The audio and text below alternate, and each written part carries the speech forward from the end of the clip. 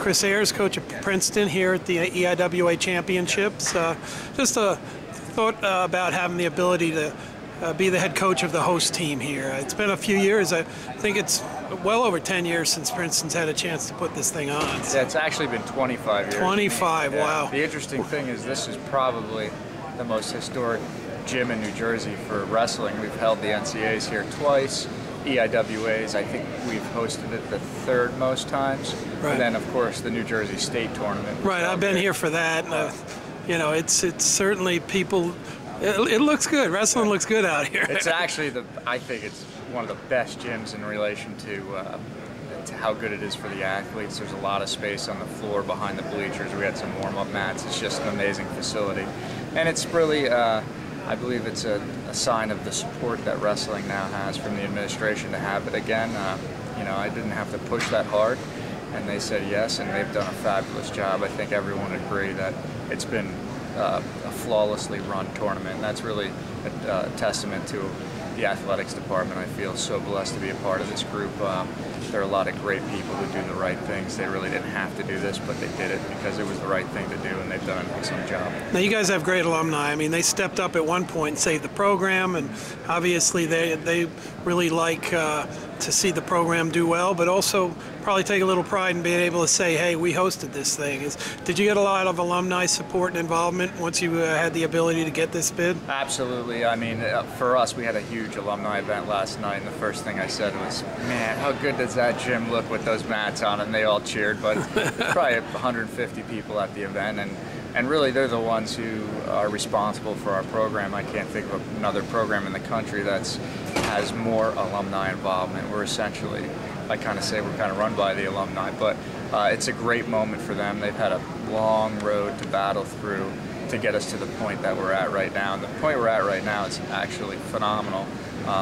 We have support from every angle. It's not just the alumni support, but the university support. For example, the two mats, they're brand new. They were bought by the university for this tournament. So it's a pretty good situation right now, but they're extremely excited. Now on the mat, Tigers are looking better than they've been in quite a long time. You've got some individuals that have really stepped up for you. At this point, how many have you got going to NCAAs based? For sure, we have two. Garrett Fry's in the finals, right. And then Daniel Koladzic placed fourth at a ridiculously hard 157-pound weight class. Adam Kropp had wrestled 2 matches and then injury defaulted, but he had a pre-existing injury. Right. And we're just going to take our chances. We didn't want him to injure that worse for the NCAAs. He should get a bid. He was 3rd at Midlands. Right. Maybe ranked 15th right now in the coaches poll. So we feel like he's going to go, but it's sort of like, what would be the point of him going if he went through this whole tournament and were to re-injure something or make it worse, where he can get some more time and he's dangerous. He could do well at the NCAA. So we're hoping 3, and we think that's what's going to happen. So this is one of the most competitive conferences in the country, and even within your little Ivy League conference, all the schools there now have really pumped up the programs. You took on the challenge when they got the opportunity to coach. Has it progressed as you thought it would be? Has it been a bigger challenge, or has it kind of gone according to your plan? No, it hasn't gone any way according to my plan. I was young, I was naive when I took this thing over. I thought I'd have it whipped into shape in about a year, but I overestimated my abilities at that point. But now now that this is my 6th season, it's going to be slow. It's like every year we increase in some way our competitive abilities. Last year the most I've had is 1 qualifier. So if we get 3, it's a step in the right direction. There's a point when our roster had 14 people. We should have 32 or 33 next year. So it's just it's baby steps. I want to take big boy steps, but something happens, But yeah, so it's been slower than I initially anticipated. But once I was in it, I think we're at believe it or not, after 6 years, I think we're at a good pace. It's not a place where you can just instantly have a whole lot of success. It's probably the hardest school in the country to get into. Right. So we face those challenges, and then we got to overcome, our history. We have to prove that we can put guys on podiums, so other recruits say, oh yeah, I want to come to the #1 undergraduate university in the country. because they have a great academic program, but they also have a great wrestling team. So it's going to be slow, but once we get there, it's going to be, I think, will be scary good.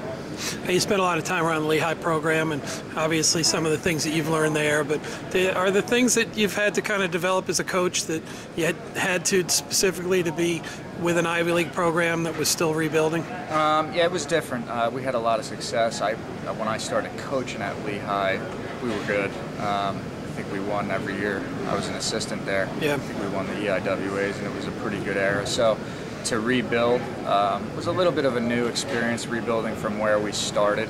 But there was a little bit of a rebuilding when I was a freshman. I don't think we had any EIWA champs on the team at Lehigh, so we were ranked 42nd in the country at that point my freshman year. And to see that program rise up the way it did, we placed as high as 3rd. It's a unique experience. Most teams stay within a 5 to 10 range of where they're ranked consistently. It doesn't shift too much. The teams that are at 20 stay at 20.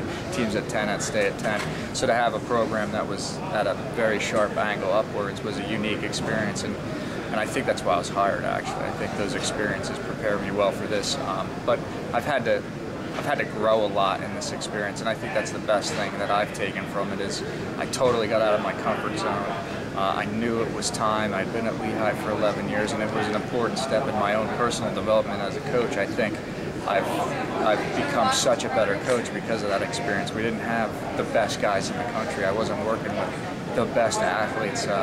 So absolutely a great experience, and yeah, it was the same in the sense that we're trying to build, but on the other side, it was different in that the type of athletes that we had at the time. So. Now you try to stay current with wrestling. You've taken a few teams for the U.S. overseas and things like that. Or you still enjoy that opportunity to help, the national effort instead of just, focusing only on the campus? Absolutely. I mean, I love the international style of wrestling, especially freestyle. I competed after college, and it's exciting. I mean, I think USA Wrestling right now is doing all the right things to put the U.S. team back where it should be on top, and it's really fun to just see that. Even if I'm coaching a junior, field team at the Pan Am Games, I want to help. I mean, and it's hard for us coaches to get out there.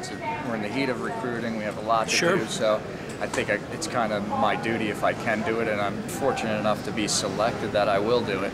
And I think a lot of coaches feel that way too, that are really passionate about the sport. And I hope I get more opportunities from USA Wrestling. I really love the trips that I've been on. How big would it be for you to get an All-American this year? Huge. It's the next step. I mean, once that happens, and then it's an easy discussion with recruits. I mean, the kids I have, Daniel Kolodzik, he's had a great year. He placed at Midlands. Adam Kropp took 3rd. Honestly, I had to get them to believe in my vision. And I had to get them to believe that I do know what I'm doing, and I think I know what I'm doing, and I think what we're doing is correct. But until you get that guy, that All-American, that national champ, it just makes life easier to say, like, yeah, what we're doing is right. Look who we have right here. And that's really what happened at Lehigh. It'd be 1 All-American, and then the next year we had 2, and then somebody was in the finals, and then we had a champ, et cetera, et cetera. So success breeds success, and it also breeds trust in the recruits that we're going after. So huge. That's my '1 focus. And we've done things that may have hurt the team for certain individuals, so we increase our chances of having individual success. And I think we could be in position to have an All-American this year. Well, hey, great job here. Really have enjoyed being at Princeton, and look forward to seeing the finals. You have a chance to have a champ tonight. Yes, that would be good. That would be a first too. So we'll take it if we can get it. Thank you. Excellent.